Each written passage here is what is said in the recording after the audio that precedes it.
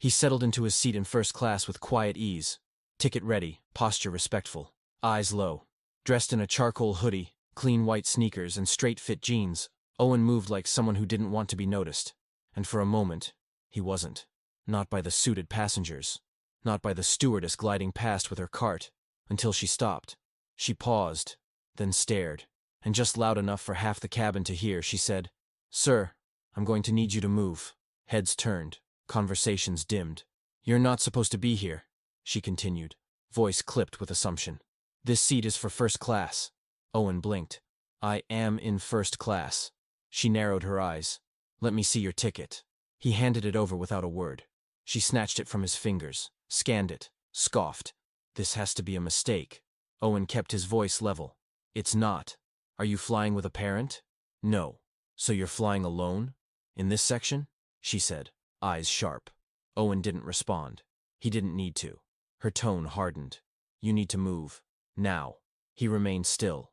That's when she did it. Her hand swept forward, fast, impatient, and struck his as she reached for his phone. The slap cracked through the cabin. A woman gasped. A man turned to his paper. No one said anything. Owen looked up at her, stunned. Not from the sting, but the gall, the clarity.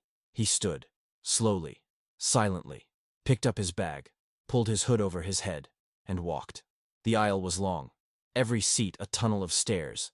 He didn't stop. At the very back of the plane, he found an empty seat near the window. The fabric was torn. The armrest didn't lift. He didn't care. He sat, placed his phone on his lap, took one breath, and then he typed. "She slapped my hand, kicked me to the back. I'm here." He hit send. Outside, the runway shimmered under dull gray clouds. To the world, the flight was still routine. But inside Owen's chest, something had shifted. Not rage, something deeper, sharper, focused. He stared at the scratched window, the hum of the engines pulsing low like a warning drum. The message had been sent 2 minutes ago. Still no reply. And still, he wasn't worried, because he knew who he'd sent it to. Miles away, in a tower of glass and steel, a phone buzzed on a walnut desk. Patrick Walker, broad-shouldered, dressed in a suit tailored down to the breath, read the message. His jaw didn't twitch, his voice didn't rise. But his hand reached the phone. He pressed one button. "Flight 672, he said. "Seat 2A. I want eyes on it now." "Yes, sir," the voice on the other end replied immediately. He hung up, leaned back, and stared into the storm he'd already summoned. Back on the plane, the stewardess, Bridget, was pouring herself a coffee, satisfied. She called it a disruption, a disturbance, something out of place. Did he really have the ticket? A younger flight attendant asked. Bridget rolled her eyes. "Please, look at him. You think someone like that belongs up front?" Then came the intercom. "Bridget, report to the cockpit." Her fingers froze mid-pour. She straightened her uniform and started down the aisle. Behind her, whispers rose like turbulence. And ahead, the door to the cockpit waited, open. "You'll do it in front of every passenger," the director's voice rang clear through the cockpit speaker. "And you'll walk him back to his seat. Then return to the cockpit and await further instruction." Bridget's eyes widened. "In front of them?" she whispered. The captain gave a single nod. "You humiliated the wrong person, Bridget. Now you're going to fix it, or you won't fly again. Not for this airline." She opened her mouth to protest, but nothing came out. Her throat was dry. The air around her, once cool and professional, felt tight, suffocating. Her chest rose slowly as she turned back toward the cabin door. The moment she stepped out, the energy hit her like a wall. A low buzz had taken over the plane. Eyes trailed her from every row. Some passengers whispered. Others simply watched. She couldn't read their faces. Not anymore. Her heels suddenly felt too heavy for her steps. The click of them used to command attention. Now it just echoed her shame. She passed row after row, each glance adding weight to her shoulders. A few people lifted their phones. Some leaned in. Others avoided eye contact but didn't stop listening. She reached the back. There he was. Owen. Still in the last row, seated near the window, headphones around his neck, phone still in hand. He looked calm, maybe even indifferent. But Bridget noticed the tension in his jaw, the way his fingers held the phone just a little too tightly. She paused, cleared her throat. "Mr. Walker," she said, her tone a far cry from before, forced and formal. "There was a misunderstanding. I'd like to walk you back to your seat in first class." He didn't look at her immediately. He let the words linger in the space between them like smoke. More passengers turned. This wasn't routine anymore. This was something else. Bridget tried again. I want to apologize for what happened earlier. It shouldn't have gone that way. Finally, Owen turned to her. Calm face. Focused eyes. A misunderstanding, he repeated quietly. Yes, I misread the situation. You misread me, he said flatly. Bridget shifted on her feet. It wasn't personal. You looked at me, Owen said, voice steady, and decided I didn't belong. You didn't check anyone else's ticket. Just mine. Her mouth opened, then closed. Owen stood, slipping his phone into his hoodie pocket. The tension in the cabin had reached a still silence. Everyone could feel it. I'll go back, he said, but not because you told me to. Because it's my seat. Bridget gave a stiff nod. Together, they walked. Up the aisle. Past faces that now watched Owen differently. Not just a kid. Not just a quiet teenager in a hoodie. He was someone they had overlooked. Someone they had learned not to underestimate. When he reached seat 2A, he sat down like he'd never left it. If there's anything else you need, Bridget murmured. He didn't answer. He just picked up his book, opened to the page he was on, and began to read. Bridget turned and walked back down the aisle. Her shoulders slumped. Her hands shook as she reached the galley. Taylor stood nearby. She'd seen everything. You okay? Taylor asked softly. I handled it, Bridget replied, almost to herself, but she didn't sound sure. The woman who once walked the plane like she owned it now stood still, cracking from the inside. Owen wasn't reading anymore. His eyes stared at the page, but his mind was racing. Then his phone buzzed. Stay calm. More people are watching than you think. The flight will take off, but only on our terms.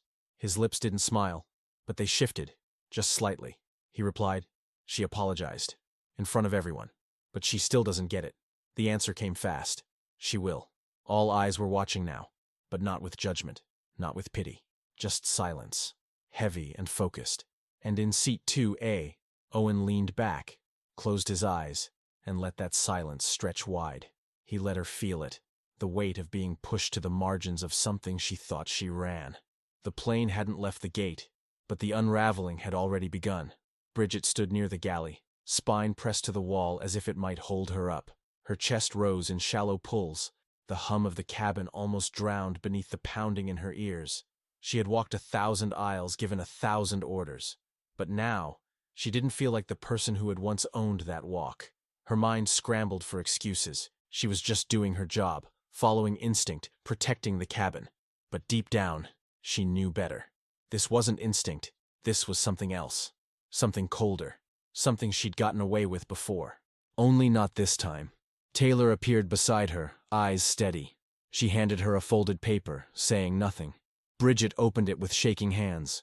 Employee off-boarding protocol, Taylor finally said, voice low. The gate agent's waiting. Bridget stared at her. Are you serious? Taylor didn't flinch. She didn't have to answer. The silence was loud enough. The intercom buzzed. The captain's voice filled the cabin, smooth but practiced. Ladies and gentlemen, thank you for your patience. Due to a crew adjustment, we'll be slightly delayed.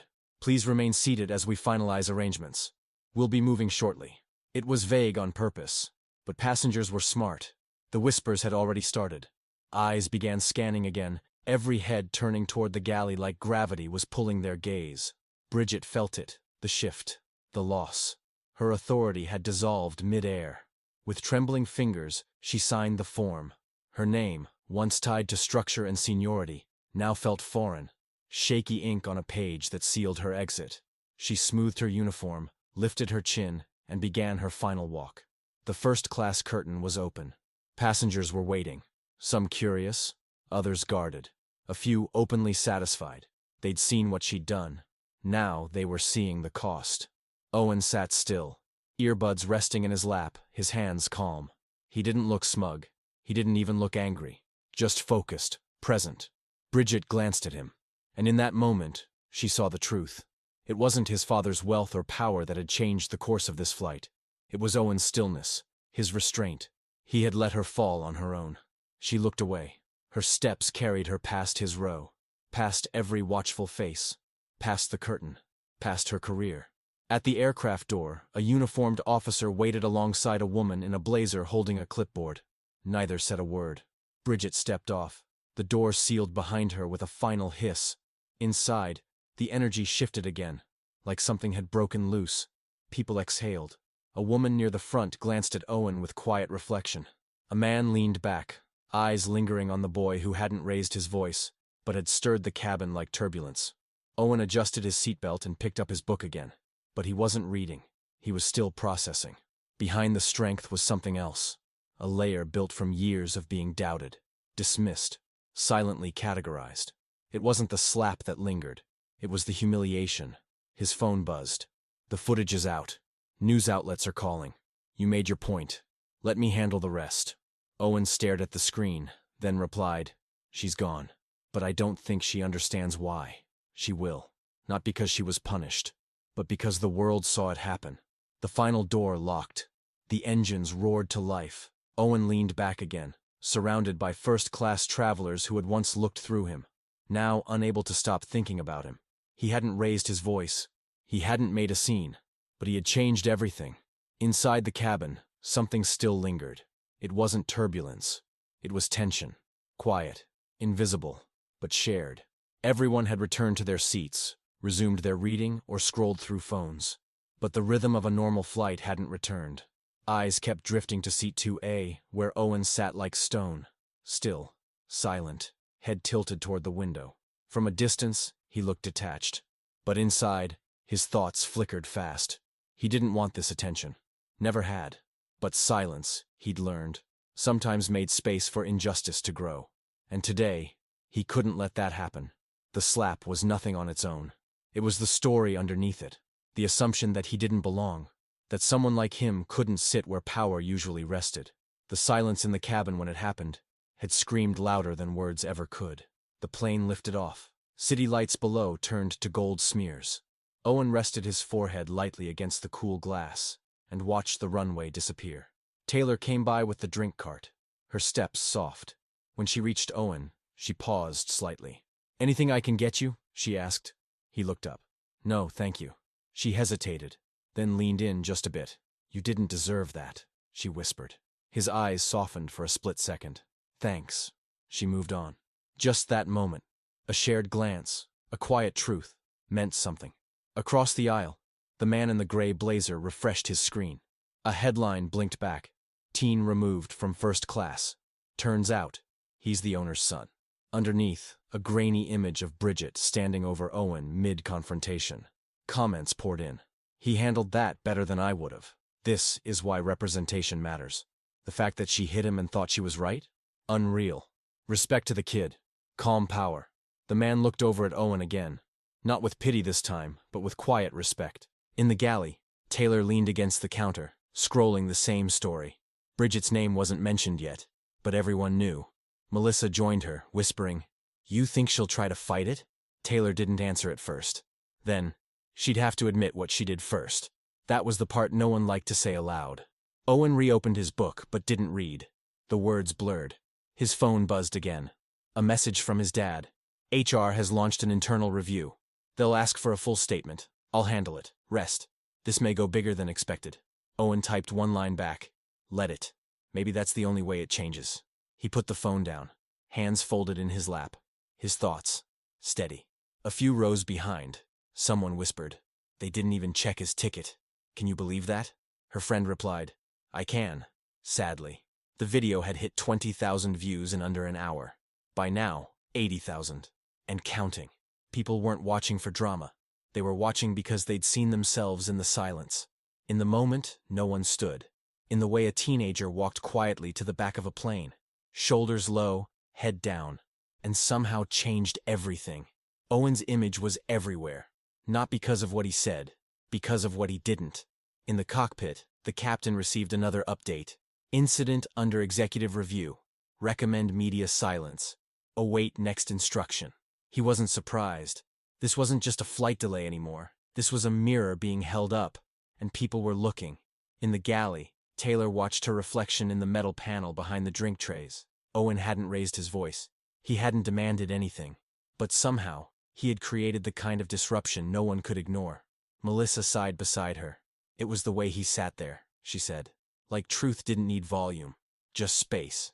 In 2A, Owen received one more message. She's out. The video's viral.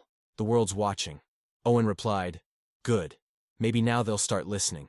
The internet did what it always does. Took something quiet and made it roar. And still, Owen hadn't touched his screen in over half an hour. He didn't need to. He knew how this played out. His father had warned him once. Silence is a room. You don't fill it. You let the truth walk in on its own. That's what was happening now. He thought of Bridget's face just before she left the plane. Not panic, not sorrow. It was something colder. A person who had finally seen herself in the mirror and realized someone else was holding it. Taylor came back, resting her hand lightly on the headrest across from him. She didn't speak right away. I should have said something earlier, she whispered. Owen looked up, voice even. You didn't have to fix it. You just had to see it. I did, she nodded. I see it now. A lot of us do. For a moment, her gaze drifted toward the aisle, the spot where Bridget had once stood tall, voice sharp, presence dominant. That moment felt like a week ago. If you need anything, Taylor added. Thanks, Owen said softly. She moved on. The hush returned, heavy again. Owen let his head fall back, not to sleep, just to reset. He needed stillness, not rest. Across the aisle, the man in the blazer leaned in again. I've been thinking about it, he started, voice low. How I just watched. Owen didn't open his eyes. It's easier sometimes, the man continued, to pretend you didn't see. But we all did. I did. And I didn't say a word. Owen finally turned, waited. I'm sorry, the man said. But I know that's not enough. It never is. Owen's reply was quiet, but steady. Number it never is. The man nodded, eyes downcast. He hadn't thrown the stone, but he'd watched it hit. And in stories like this, silence wasn't neutral. It was weight. In the back galley, Taylor stood staring at the latest message on her tablet. Incident under review. Full investigation active. Staff-wide anti-discrimination retraining ordered. Below that, a blinking private note from her supervisor. Keep eyes on 2A. Report anything out of norm. She sighed. Nothing was escalating. But everything was changing. The power balance had shifted. Taylor stepped back into first class. Passengers looked calm, but she could feel it. Everyone was thinking, not relaxing. Her eyes found Owen. Still. Unbothered. Focused. A different kind of gravity. She crouched by his row, speaking just above a whisper. People are still talking, she said. Owen didn't flinch. But not how you'd think, she added. They're not questioning what happened. They're asking themselves why they didn't see it sooner. Owen blinked. They thought you'd just let it go, Taylor said. I almost did, Owen replied. His voice wasn't proud, just honest. She nodded, and left.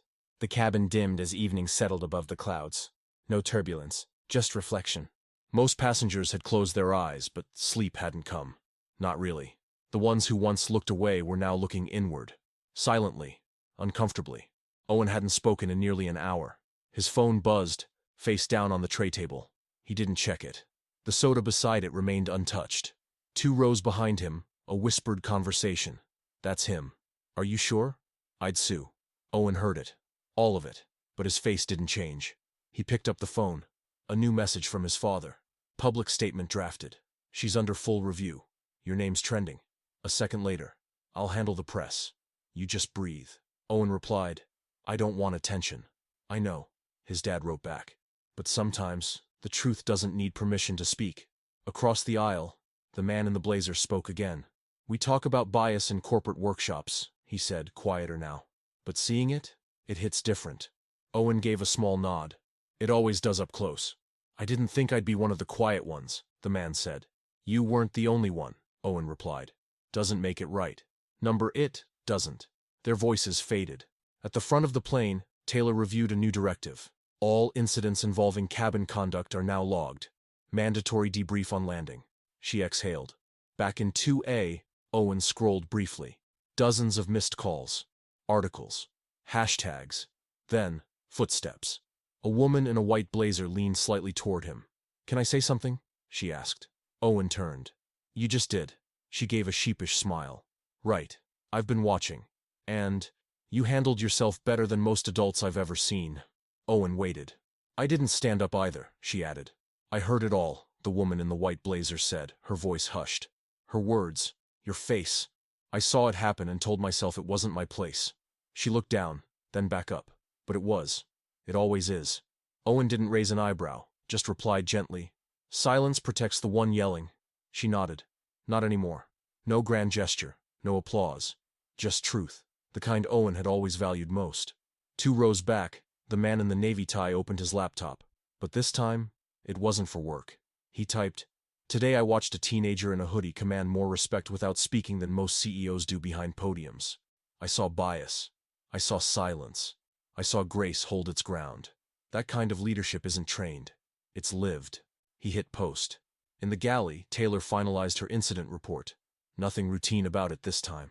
Passenger in 2A was removed from first class without verification. Attendant used dismissive tone. Physical contact. Passenger remained calm throughout. Removal order issued by executive. Full investigation recommended. She signed her name. It wasn't justice, but it was accountability. Owen stared at his hands, unshaken, resting in his lap. No need to clench, no nerves to manage, just control. Quiet, still control. He knew what was coming next. The airline would scramble. Press releases, phrased apologies, careful PR spins. But none of it could rewrite the way she looked at him when she decided he didn't belong. That wouldn't be erased by statements or settlements. He didn't want her punished. He wanted her to understand. A final vibration buzzed through his phone. His father. "Press release goes out in 20 minutes. You'll be asked to speak. No pressure." Owen read it. Then typed, "I'll talk. But it's not about me. It's about everyone who's ever been told to quietly move to the back. I just had a seat they couldn't ignore." He hit send. Outside, the sky was changing. Morning was close. The light that followed darkness was now pouring in. The captain's voice broke the quiet. "We're starting our descent. Seatbelts on. Tray tables up. Landing on schedule." But this flight wasn't ending. It was beginning something. Owen buckled in, his thoughts ahead. Not on the tarmac, but on the gate. He didn't need cameras, didn't want spotlights. All he asked was that the truth land with him. As the plane descended, passengers adjusted, but their focus remained on him. Quiet glances, silent thoughts. The moment hadn't passed. It had settled in. A mother explained softly to her daughter across the aisle, "Sometimes people are treated badly just because of how they look. And when no one speaks up, it gets worse." The girl peeked at Owen. Didn't say anything. Just looked. He nodded gently. "It's okay to see it." Taylor straightened her collar near the galley, running through final landing routines. But her mind stayed on everything that wasn't procedure. The shift, the silence, the seeing. Then, the wheels touched down. The plane slowed. Brakes hissed. A few passengers clapped, but the moment was too raw, too real. The usual rush to stand didn't come. Everyone waited, watched. And Owen waited too. As they filed past, some nodded, some whispered, some looked away. And when the last one left, he remained seated, alone in a cabin that once told him he didn't belong. Taylor watched from the front, quiet, changed. When Owen finally stood, 3 figures boarded. PR, operations, security. Calm, controlled, apologetic. "The flight attendant's been removed," said the man in the coat. "A full apology is coming. Policies are changing." Owen listened. "I'm not a headline," he said finally. "I don't want one person fired. I want every person in your uniform to understand what happens when someone like me is treated like I don't belong. Not to check boxes, but to change eyes." He grabbed his backpack. "This was never about me. It was about all the people who've been pushed back without being asked for a ticket." And with that, Owen stepped off. No applause, no noise, just a message that wouldn't fade, and a silence that no longer belonged to fear.